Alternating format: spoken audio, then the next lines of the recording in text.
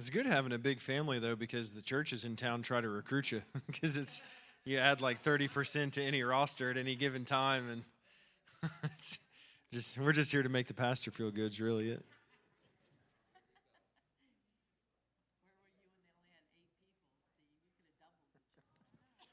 I don't think I was saved yet when they only had 8 people.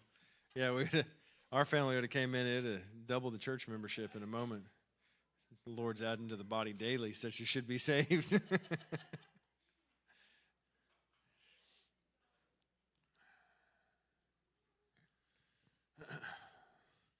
All right, so for a quick recap of last week we started taking a look at God's ideal for marriage, and I shared some thoughts with you on how marriage is God's greatest tool for discipleship.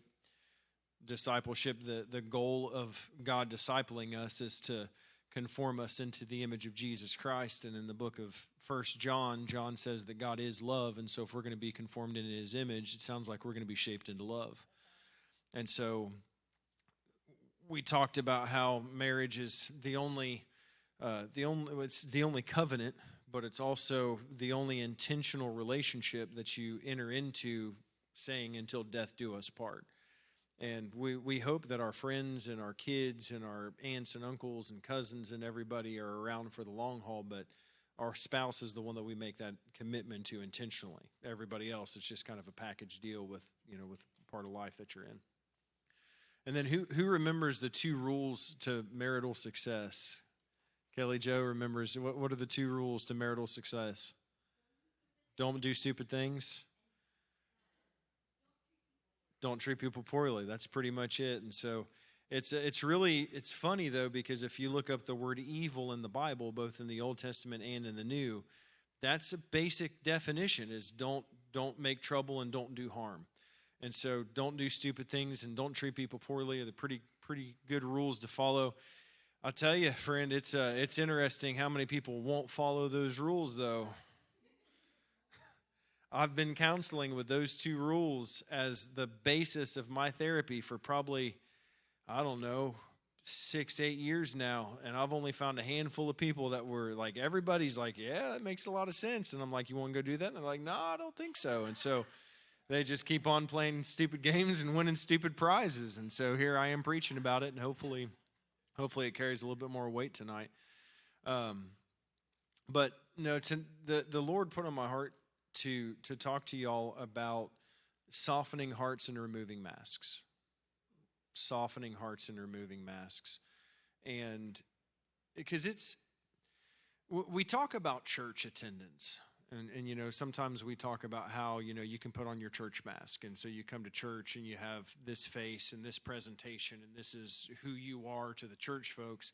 And then outside of church, like at home or at work or at school or wherever, if it's not in church, then it's kind of a different person. And I don't know if there's an arena that we do that in, or that people do that in more than in a marriage.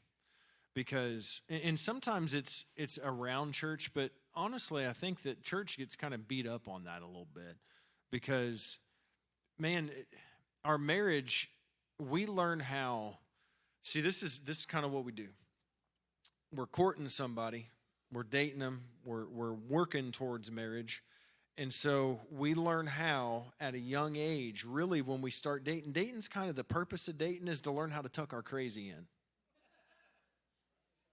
Because once you get to like 13, that crazy's just just fell out, tucked, it's untucked, it's just dragging the ground. And then here you want to get a man or a woman, and now your crazy's hanging out. And so they're the first ones that really bring it to your attention. And then you get your heart broke, and then you're like, all right, now I got to learn how to tuck that in a little bit. So then you learn how to tuck it in here and there, and then you're really just practicing for marriage. And then you get married, and you've really learned how to tuck this crazy in. You've learned, and not only have you learned how to tuck it in, but if it comes untucked, you've got some makeup put on that thing. So if it does come out, it's kind of like photoshopped, a little touched up here and there. We got a filter for that now. And so now, even if it comes untucked, see, what we do is we justify it. We rationalize it. We've got an excuse for our crazy now. And so But we get into marriage and man, we've really learned how to tuck it in. We've learned how to make it look okay, presentable if it gets untucked. But then one day you just get real comfortable and you just let that crazy hang out. And then the crazy thing is that your spouse is now doing it too. And so what started off as those butterflies and the lovey-doveys and the pet names and really good intimacy and all of that has now turned into, I freaking hate you and I can't believe that we married and 6 months ago everything was good, but now what in the world I want to... So let me say this. If you're married or if you're intending on being married and you don't want to get a divorce, I'll give you one simple rule. I like simple rules. You want a simple rule to not get divorced? Remove the word from your vocabulary. This is why. Casey's in here. He can vouch for this. For somebody that makes it into the Navy and then aspires to do training to become a Navy SEAL, once you are accepted into the Navy SEAL program to start going through that training, the first thing that the instructor does once they get you to the barracks is they'll take you to the bell. And the bell signifies your way out. And if at any point it becomes too much, can't do it anymore, you just don't want to do it anymore, doesn't matter, you're able to go and ring that bell, and that it's your ticket home. It's your permission to go home. You don't have to consult with anybody. You don't have to talk to anybody. You don't need permission. You just ring the bell and you leave. And this is why they do that. They do that because they know that there are going to be people that have a desire to get into the SEALs, but once they get into the training and the heat really gets turned up, then there's going to be a voice inside their head that's going to want an out. So they give them the out as a psychological I don't know if you want to call it a test or an advantage, depending on how you're looking at it. But they tell them about the bell because they want to weed out the strongest from the weakest. Because they know if you've got the thought in your head that this may not be for you, they're going to expose that as early as they can. And every time you go into the barracks, you walk by that bell. The people that are most likely to get divorced are the ones that are most likely to talk about it. You get upset, the heat gets turned up, you end up in the frying pan, you know what happens? I'm going to start talking about this D word, and I'm going to throw this around. And then I'm going to start threatening lawyers, and now I'm going to start threatening this. And you start throwing these words out there that are contrary to what you entered into till death do you part. Do you want a simple rule? This is something my wife and I, if she had a microphone, she'd be able to vouch for you. We've gotten into arguments. We've gotten upset with each other. We've cried on each other. We've wanted to walk away from each other. We've had a number of rough patches. But that's one thing that was a rule that we said all the time is it just doesn't matter. We're not getting a divorce, so we're just never going to use that word. And so when you take away that option, it forces you to pick another option, no matter what. It's free advice. Hopefully that's worth the price of admission on its own. So why would we even get there? So we're dating, we learn to tuck in our crazy, and then we get married and we learn how to dress it up, and then after a while we just get tired because it's a lot of effort tucking in our crazy. And so we become really comfortable with this person. And so then we're both letting our crazy just running around with naked crazy. Just crazy. No more filter, no more Photoshop, no more disguise. You're not trying to put a wig on it no more. And it's just, man, you're just loud and proud with your crazy.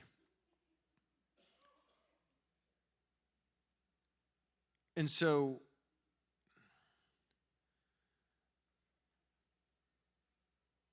when our spouse, it's really easy for us to make excuses for our crazy. But when our spouse lets their crazy hang out,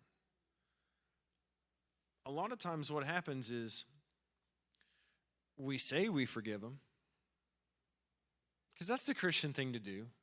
We're taught that, you got to forgive and all that. And we say we do. But then that same crazy flops out 3 months later.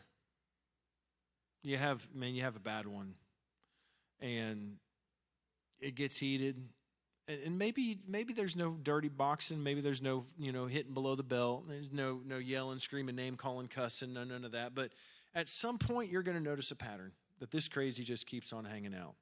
And man, ain't it easier to notice somebody else's crazy hanging out than your own? Jesus talked about that. I think you talked about having a mote in your eye and seeing a beam in your brother's eye, and you're trying to pull out this splinter, and you've got this railroad tie sticking out your face, but because your focus is on them and not on you, it's way easy to see that splinter. And so we see our spouses crazy, and then we notice a pattern. And so then we start to, well, didn't you remember the last time you did this, and you interrupted me, and you gave me the cold shoulder, and last time, and this time, and that one time, and it just ain't never going to change. And then you just start getting all kinds of crazy ideas. Like, maybe this is on purpose. You ain't never going to change. You're just trying to manipulate me. So when you say sorry, you don't even mean it. So I'm going to stop accepting your apologies. And so now, because I don't feel like you mean it, then I'm going to stop meaning it when I say it. So I'm just not going to say it altogether. And so now what we're doing is you see, grudges don't get built in a day. Grudges get built because you pick up a piece, and you pick up a piece, and you pick up a piece. And it's basically like, okay, I'm going to keep this record of wrongs, and I'm not going to accept what you're telling me, so I'm just going to keep on putting these wrongs in my pocket, and each one's another piece and another piece and another piece. And what starts off as a little pebble ends up being a boulder in your pocket, and then when you get it big enough, ultimately what's likely to happen is you're going to use that as a weapon. And so then we're carrying this grudge, man, but we can't let nobody see it outside our house. Because if we let people see it outside our house, then what are they going to think? What are they going to say? I might lose my spot on the deacon board. What happens if I'm a member of the praise team? I can't let my crazy hang out too much, so I got to keep it tucked in. And so what if I'm building this grudge? What if I'm picking up this piece? What if I'm building this big stone, and ultimately, I don't know what to do. What do I do? I keep on putting on a mask. I keep on making you think that everything's good. See, what we do is we turn real life into Facebook. Everybody wants to give social media a bad name because they say, well, ain't nothing on social media real anyways. Honey, have you had a conversation with somebody in real life recently? You can walk up to somebody, know what they're going through, and emotionally, spiritually, mentally, you're walking around like the woman with the issue of blood, and you're just bleeding, man, just bleeding all the time. And you're wounded, and you're broken, and you're bruised, and somebody can come up to you and be like, hey, how you doing? Praise God, I'm doing great. The Lord is good all the time. Blessed be the name of the Lord. And inside, they're just bleeding out. So you got to tuck it in at work, because if you don't tuck it in at work, then you're worried that you're going to get written up. You're going to worry that you're going to get losing your job. And so now you've got this stuff building up on the inside of you, and it's pressure and it's stress. And now you've got the grudge that you're starting to build from your spouse, and you're putting it in your pocket, and you're just keeping it going. And then that's getting heavy, because the only person carrying the weight when you're holding a grudge is you. And so you got these things going on, man, and you're not living in forgiveness, and you're not accepting apologies. And so when you're not accepting apologies, what you're doing is you're taking this standard and you're saying, okay, I'm going to accept your apology here, but if you keep on using the same one, then I'm going to change it. And so I've got to make you apologize in a different way, because you need to prove to me now that what you're telling me is legit. And so then you're taking the other person and you're putting them in a position where you're basically never going to be satisfied with what they have to say.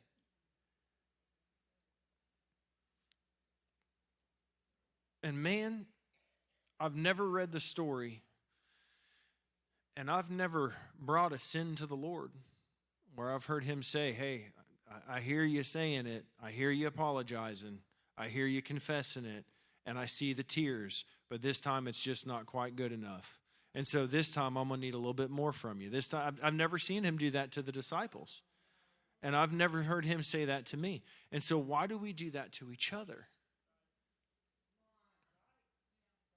I shared this a little while ago, and just bear with me, because I sat down earlier, and I was just sitting with the Lord, and I was thinking that he was just going to give me an outline, and instead he said, my grace seasons your words.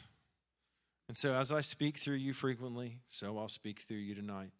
And so here I am again with no outline. Here I am again with no notes, but we're going to go to 1 John chapter 4, because this man, I want you to think about this. If anyone says, I love God, and yet hates his fellow Christian, he's a liar. Because the one who does not love his fellow Christian whom he has seen cannot love God whom he has not seen. And friends, this is talking about brothers and sisters in the faith. This is not necessarily like your brother or your sister that you grew up with, same mama, same daddy, you came out the same womb. This is just somebody you go to church with. This is just somebody that you run into at the restaurant. You learn that they're a Christian. Your obligation to them is to love them. How much more so our spouse? John says, if anyone says, I love God, but doesn't love his brother or sister in Christ, he's a liar. What happens when we treat our wife or our husband like garbage?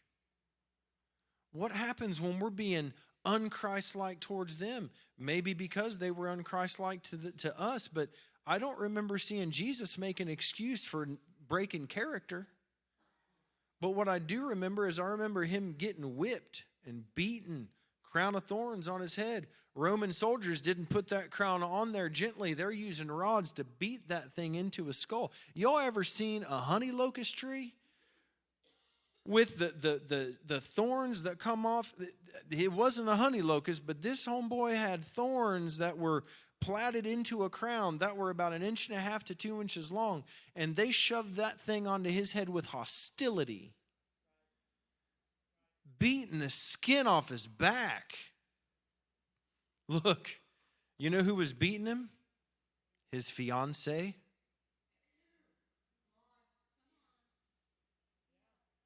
They weren't married yet. But y'all need to hear this.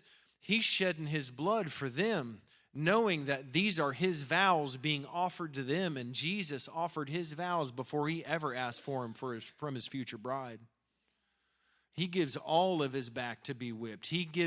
They're using scourges, which were whips that had pieces of metal and bone sewn into the leather. These are not just a whoosh. It's not one of those. These are a whoosh. And then when it hits you, it's shredding everything that it touches. And then when he's been, the Bible says, marred more than any man, they take him to the foot of the hill that he's got to carry this wooden cross up. And this hill, from the base of the hill to the top of Golgotha, is about 600 yards. And this is not an easy walk, because the whole way, 6 football fields long, not only is he carrying the cross in the condition where Isaiah said he was disfigured more than any man has ever been, but he's got people along the way not cheering him on, punching him, kicking him, spitting on him, mocking him, ridiculing him, blaspheming him. This is his fiancée. He's courting her. And then he gets to the top of the hill. And man, ain't this it. You know what Golgotha means? It means the place of the skull. Jesus' greatest trial came at the place of the skull. And he gets to the top of the hill, and they crucify him.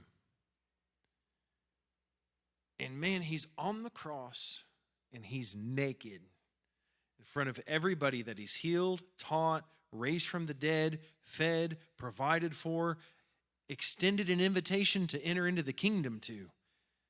They sat down and they watched him. And I don't remember the part in the gospel story where he just said, all right, Dad, that's enough. Just send the lightning. Come on, you've shown him the heart of the Father. Now show him the lightning of Zeus. You can send the angels, Daddy.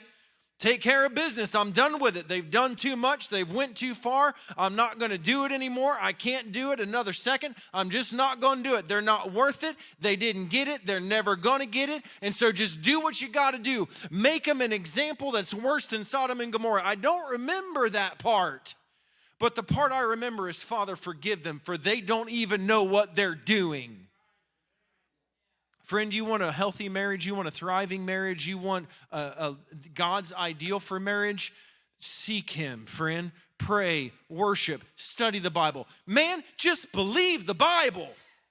Just read it and say yes, and then take it into the presence of God and say, Lord, help me to understand, but more than anything, help me to know you, Jesus.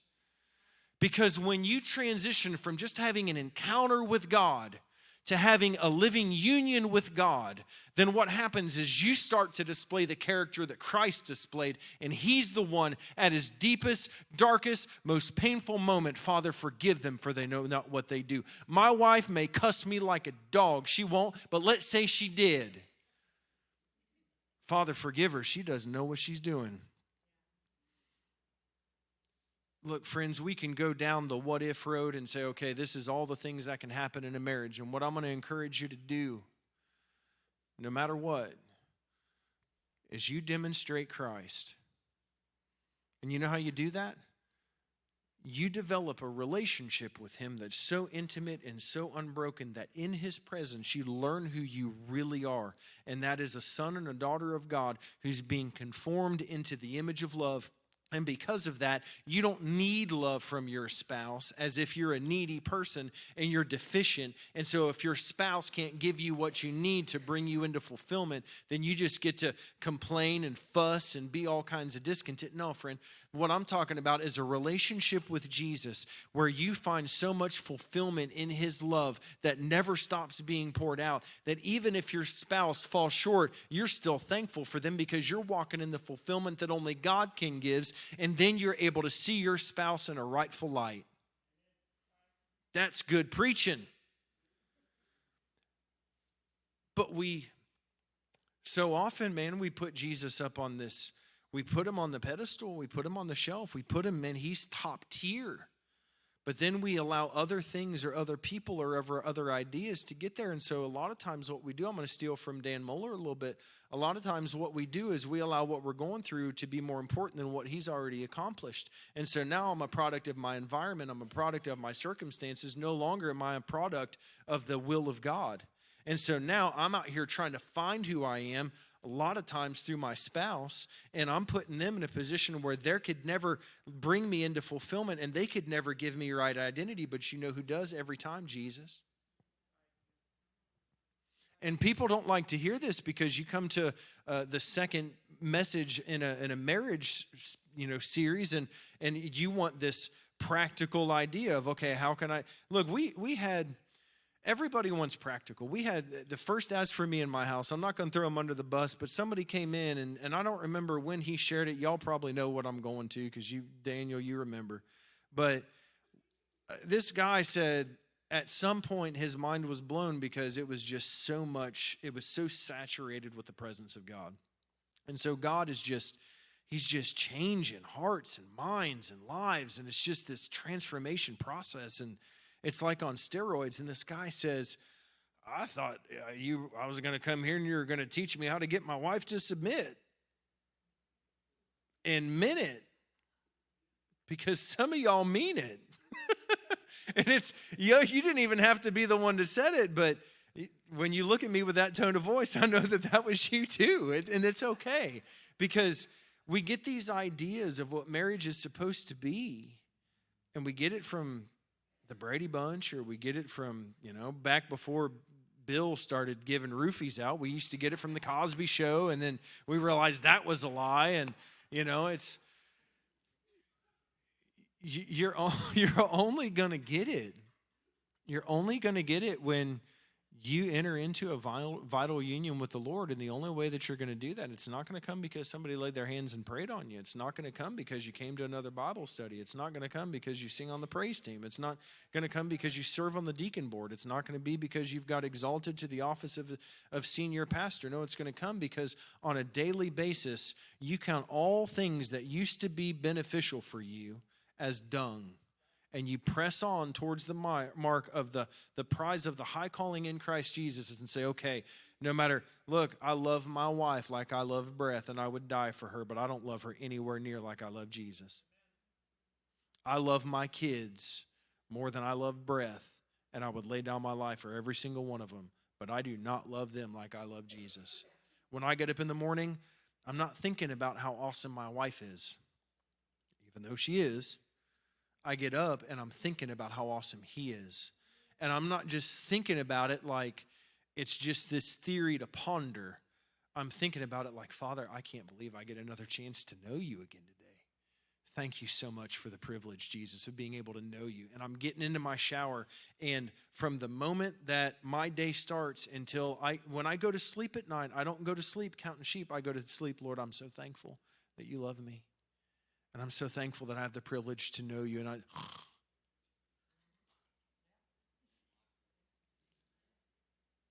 And I remember when we were planning as for me and my house this time, a friend they asked, they said, so what we got to, essentially what they were saying was, we got to let them know what the secret to marriage is. And I was like, know that you're redeemed, like know that you're saved, live like you're saved, love Jesus. And they were like, oh yeah, we know that, and I was like, no, it's not but that. It's like, that's the thing, man. Like, look, when you know who you are in him and you know who he is to you, then you're able to see your spouse as you really should see them. And until you see them through the lens of Christ, you're going to be chasing something, trying to get fulfillment through something. And so sometimes that leads us down that path of that grudge, putting those stones up, keeping that record of wrongs, because we hold our spouse to a standard that they can't reach, because in our head we're not seeing them like Christ sees them, and we're not displaying character to them because we don't know who we are. And so if they get out of pocket towards us, well, you better check yourself before you wreck yourself, honey, because I'm about to come at you sideways. But if we know that we can bring our sin to the Lord and be vulnerable, and he'll never come at us sideways, then we can learn how to be hurt by our spouse and not come at him sideways. There's a song by a guy named Larry Fleet. Sometimes I like to listen to country music, and so if you think I'm a wretched sinner, that's okay. I know I'm not. Praise Jesus. But I like Larry Fleet, and Larry Fleet has a song called Hurt Feelings. And in the song, he says, let me look it up because I don't want to get it wrong.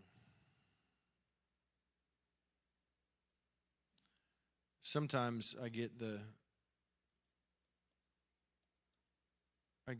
two parts of the chorus mixed up, and I don't want to get them mixed up. That's not it.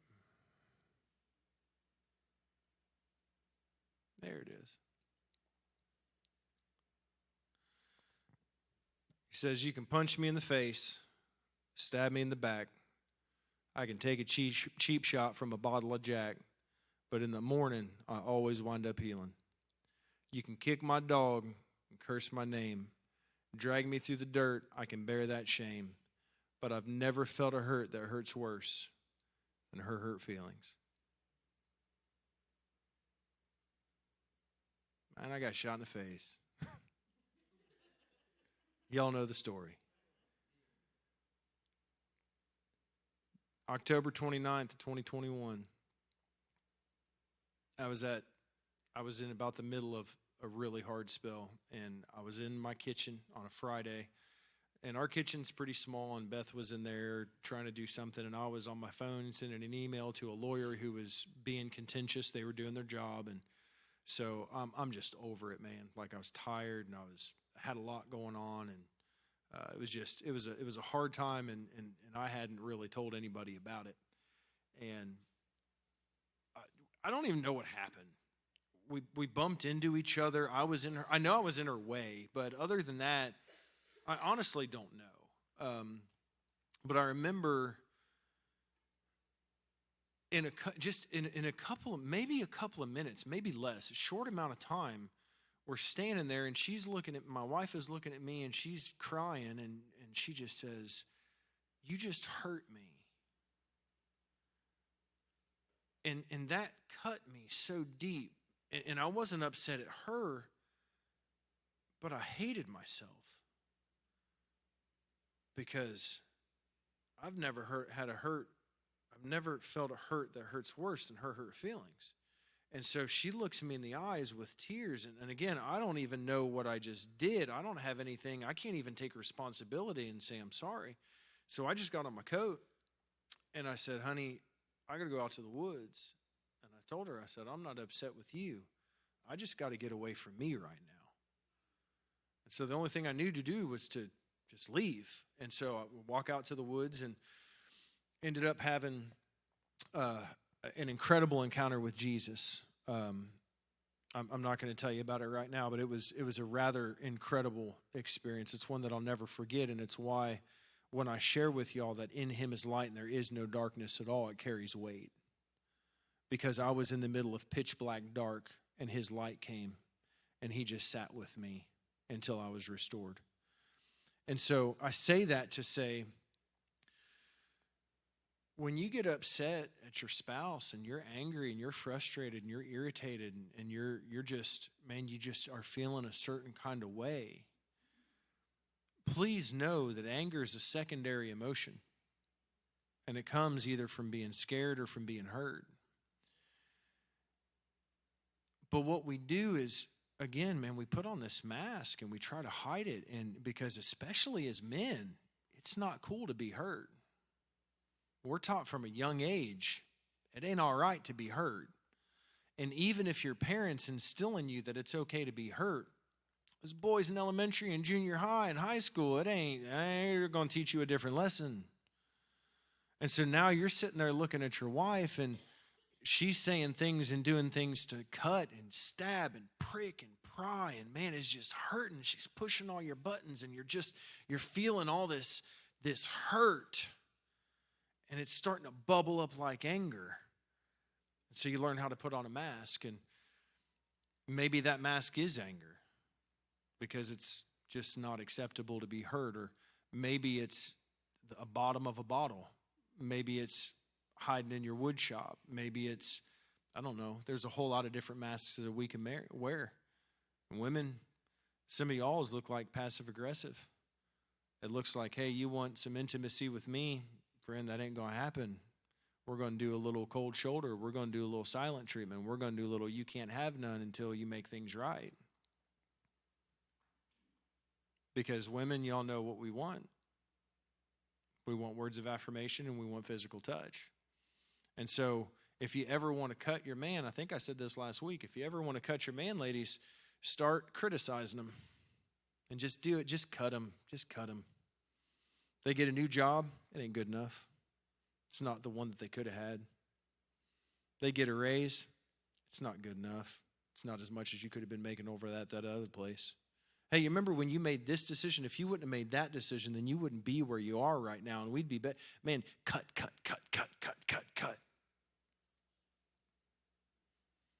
But it's a mask because you don't want to share your hurt with them either.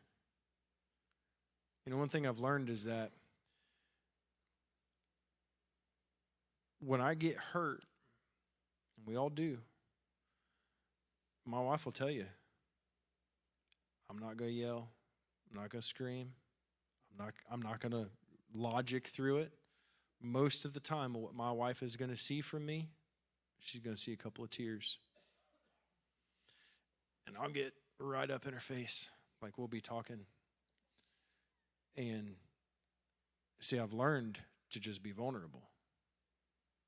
And when I can be vulnerable, it's like taking that mask and laying it down. And so when she looks in my eyes and she sees that hurt, it does the same thing in her that it did to me when I see it in her. And it just makes you want to pump the brakes, because at the end of the day, if you really love your spouse, then you can look them in the eyes and show them hurt without getting all of that anger and frustration and irritation stuff. Even if you're carrying this big rock of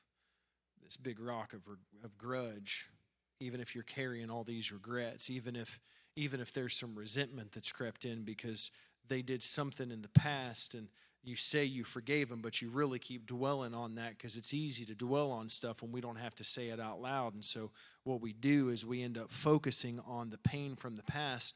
Now we're reliving it in the present, and we're going through it all over again. And instead of bringing in our spouse into it and saying, honey, I'm sorry, I'm having these thoughts and I'm just going back to the past. Let's pray together because I want to live in this state of forgiveness. Instead of doing that, what we do is we stay and we just ruminate on it.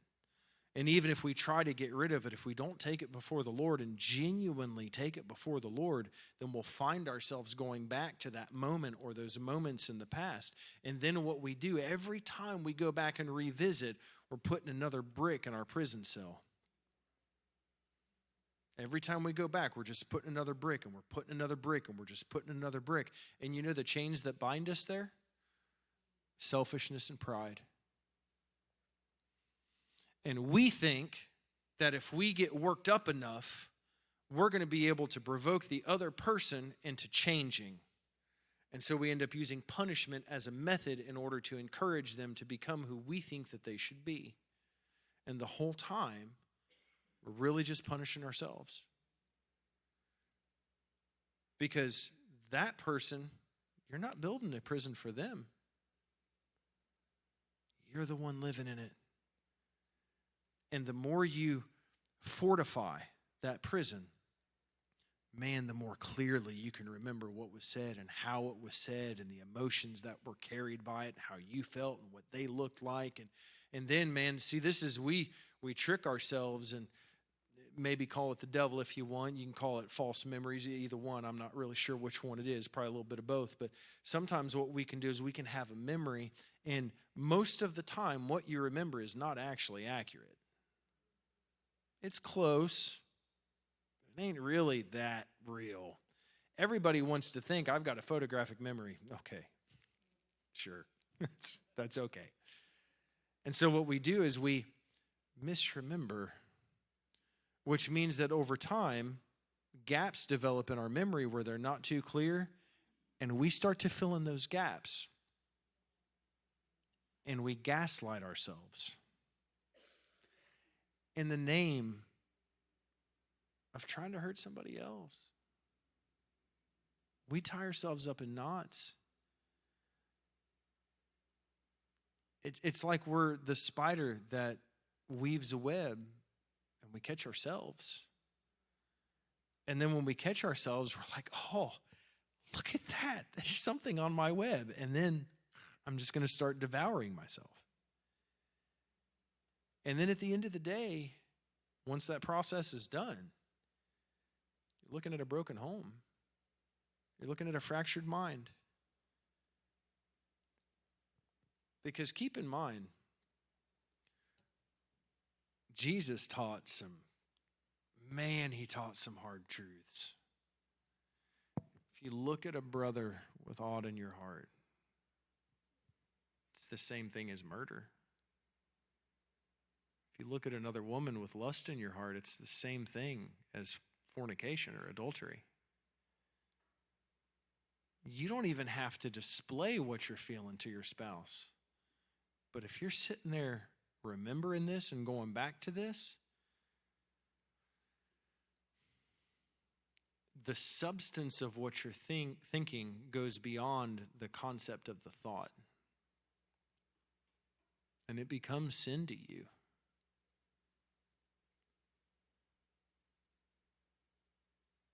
And we haven't even got to the kind of desires and lusts and those kind of things that can come out of that place. His friend, God did not make you for a life of pain. He made you to enjoy life in His presence. And no matter what, life is going to be challenging and difficult, and there's going to be suffering and there's going to be pain, but know that when you live in a vital union with the Lord, His presence, His love, His mercy, His healing virtues go far beyond anything that you're ever going to experience. But if you ever want to experience what life is like outside of the promises and the blessings and the presence of God, just focus on bad thoughts, thoughts of harm, thoughts of evil, thoughts of doing stupid things and treating people poorly to your spouse. Because God will still be as near to you as He ever was, but in your perception, He's going to feel like He's 7 galaxies away.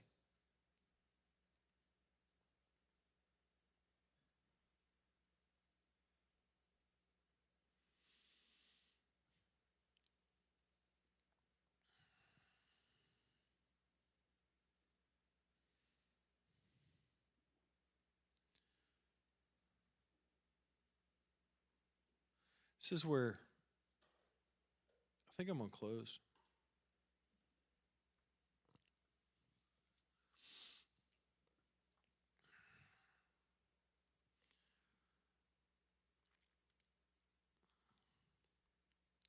This is supposed to be your reputation, what I'm getting ready to share with you. Your spouse should see this character from you more clearly than anyone else. And if your spouse was responsible for writing your epitaph, what people write about you when you die, life should move towards this direction if we're not already at the destination. You ready for it? Love is patient. Love is kind. Love is not envious. Love doesn't brag, and it's not puffed up. Love isn't rude. It's not self-serving. It's not easily angered or resentful. There's that word again. It's not glad about injustice, but it rejoices in the truth. It bears all things, believes all things, hopes all things, and endures all things. Friends, love never ends.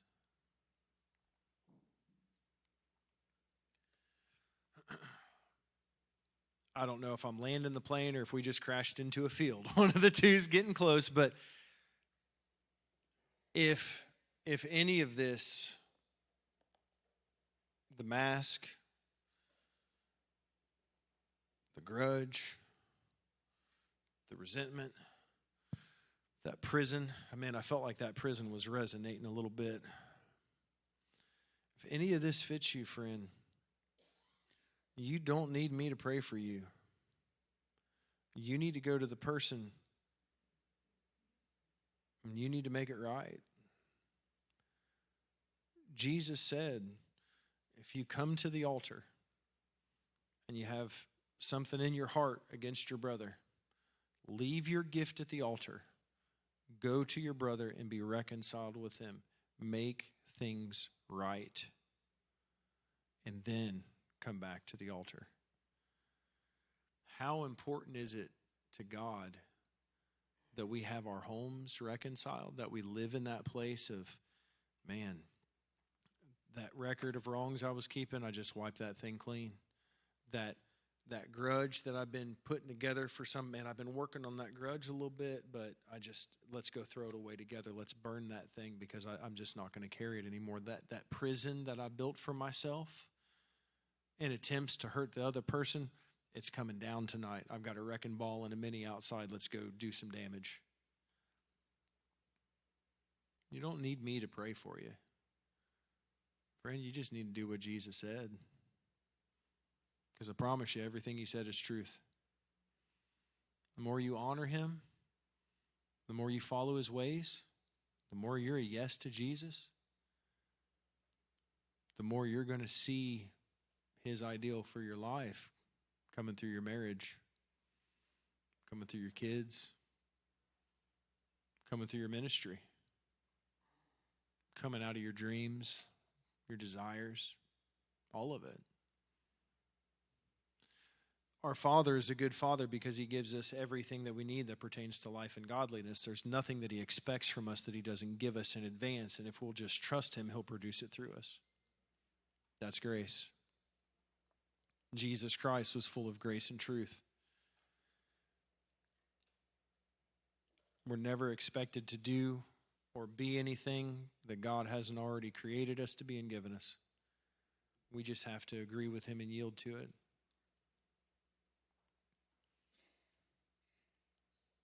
Michael, do you want to sing a pretty song? Michael can play and Keith can sing a pretty song.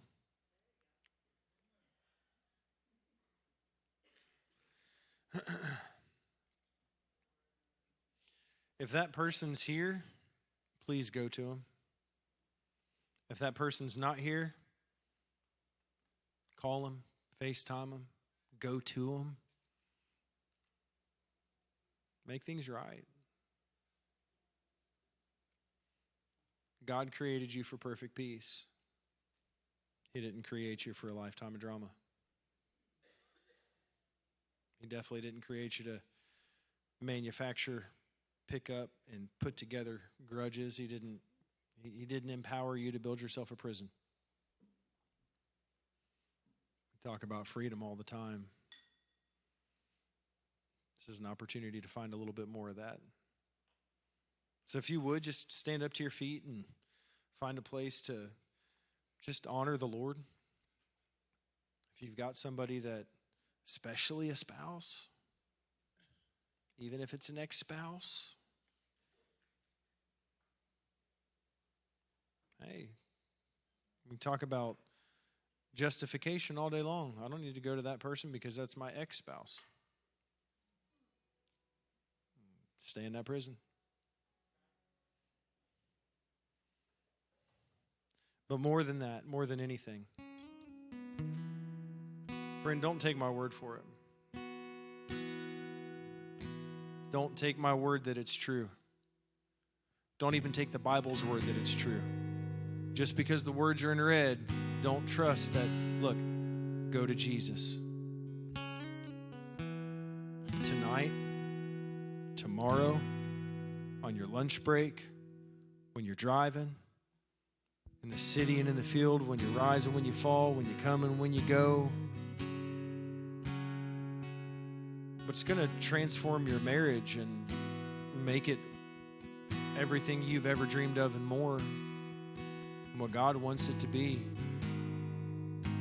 It's never going to be anything less than a vital union with Jesus Christ. My favorite memories of my wife are the times where I've come home and she didn't know that I was coming home, and I'll get there and she'll just be worshiping Jesus on the floor with her hands raised. Just singing, eyes closed, just tears, just in the presence of the Lord. See, if one of us was to do it, we just spin around in circles.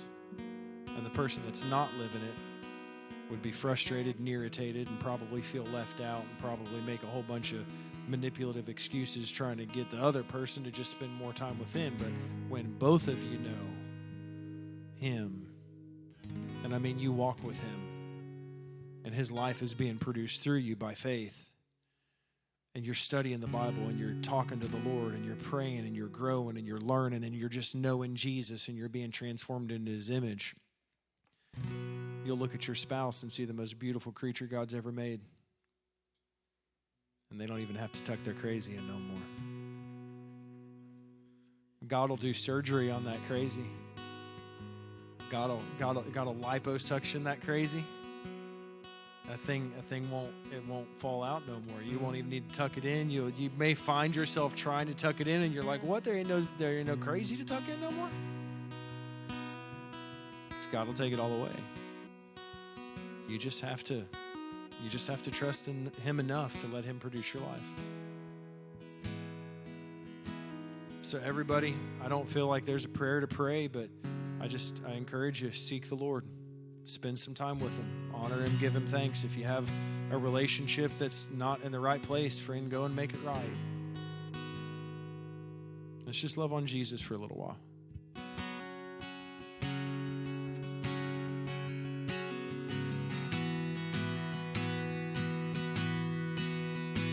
All my words fall short. I've got nothing new. How could I express all my gratitude? I could sing these songs as I often